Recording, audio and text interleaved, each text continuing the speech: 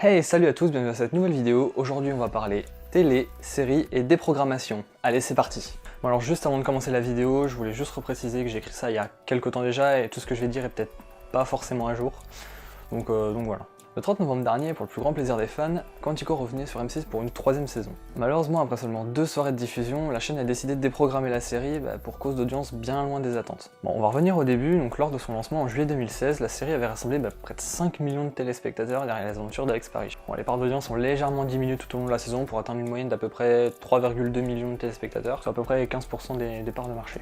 La saison 2 par contre, elle a pas du tout connu le même succès, elle a tourné aux alentours des 2,2 millions de téléspectateurs tout au long, puis bon, ça diminue un petit peu. C'est pour ces raisons qu'M6 a finalement décidé de diffuser la saison 3 de Quantico, non pas l'été, comme d'habitude, mais au mois de décembre justement. Pari raté pour la chaîne qui n'a finalement pas réussi à rassembler plus de 1,7 million de téléspectateurs lors des 2 premières soirées, mais elle laisse tout de même la possibilité de regarder la fin de la série sur leur site Sisplay.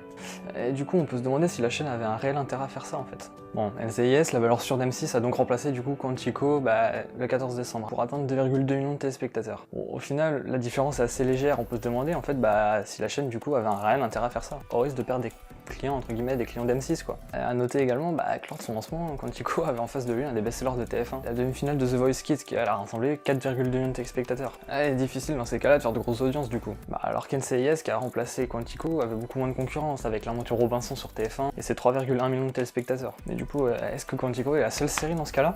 Malheureusement non.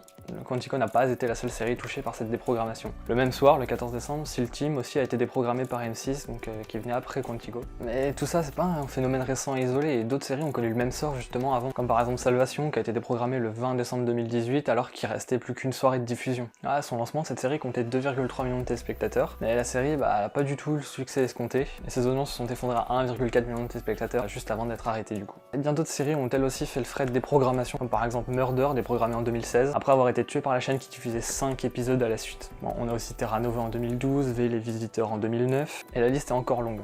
Et néanmoins, certaines séries déprogrammées se retrouvent aujourd'hui sur les services de streaming, comme par exemple Under the Dome disponible sur Netflix, et très récemment, début janvier, Salvation, dont on avait parlé juste avant, s'est retrouvé aussi sur le catalogue de Netflix. Mais alors, est-ce la mort des séries télé? C'est vrai qu'avec l'arrivée en masse des services de streaming et de vidéos à la demande, nous sommes en droit de nous demander si ceux-ci sont pas en train de tuer la télé. En effet, le nombre de téléspectateurs depuis quelques années, il fait que diminuer, alors que Netflix ou Amazon Prime, eux sont en plein essor. C'est vrai que les avantages sont nombreux, on peut regarder ce qu'on veut, quand on veut, où on veut, sans se soucier des horaires fixes justement comme à la télé. Et c'est ça qui séduit les gens de nos jours. Un catalogue riche et varié et qui cesse de se remplir. C'est une des raisons des fortes baisses d'audience de certaines chaînes du coup. Néanmoins, la télé propose tout de même des contenus exclusifs justement qui leur sont dédiés et qui permettent de résister aux gens du streaming. Bon après, il y a tout de même des séries qui arrivent à faire de très bonnes audiences et à s'en sortir. Bon, après, en ce qui concerne celles qui ne marchent pas, c'est plus compliqué. Je pense que les chaînes devraient laisser la diffusion des séries jusqu'au bout. Cela éviterait sûrement de frustrer le téléspectateur, par exemple. Bon, ce qui est sûr, c'est que dans l'avenir, les chaînes vont devoir se renouveler et proposer du nouveau contenu si elles veulent vraiment survivre et résister face à la concurrence. Bon, je vous remercie d'être resté jusqu'à la fin. N'hésitez pas à me dire ce que vous en avez pensé dans les commentaires, à laisser un pouce bleu, et moi je vous dis à bientôt pour une prochaine vidéo.